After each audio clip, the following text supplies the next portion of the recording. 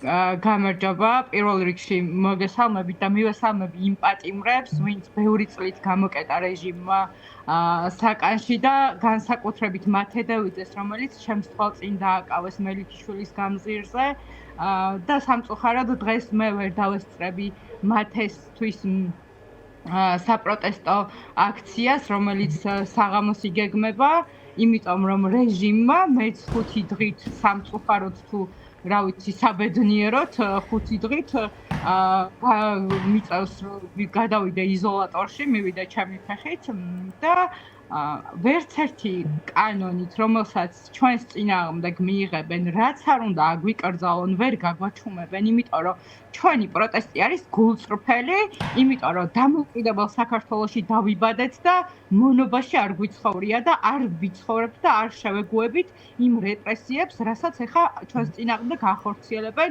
კრემლის დავალებით. რუსკა, მადლობა და თქვენი გეგმა რა არის? ახლა სახლში ხართ, როგორც ხედავ, თქვენ თუმცა დაუსწრებლად პატიმრობა გაგვჭირდა. დიახ. თქვენი ეთერის შემდეგ უკვე მე წავალ იზოლატორში და მითხრეს, რომ სადაც მინდა იქ შემიძლია მივიდე და მე თვითონ მოიფიქრებენ, სად გადამიყვანონ. და მიხვალთ რუსთავში. დიახ, ალბათ. ამიტომ მივდივარ რუსთავის იზოლატორში და სად გადამიყვანენ, მე არ ვიცი, ალბათ გაიგებთ. დიდი მადლობა რუსკა, დაგემშვიდობები. მალე გისურვებთ თქო თავისუფლებაზე ყოფნას უკვე წინასწარ შემიძლია გითხრა. მაყურებელს კიდევ ერთხელ ვეტყვი, რომ 5 დღიანი პატიმრობა გაქვს შეფარდებული და 5 დღის შემდეგ უკვე შეგვეძლება რომ შენს გამოცდილებაზეც ვისაუბროთ. ამ ხრივ რაც ნაცნობია უკვე ბევრისთვის წინააღმდეგობის ბევრი მონაწილისთვის. ვარ ნერვიულობ, იმიტომ რომ ვიცოდი რომ დამაკავებდნენ, მაგრამ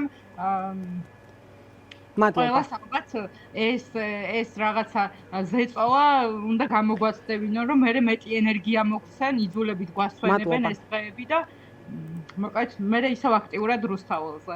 კი ბატონო.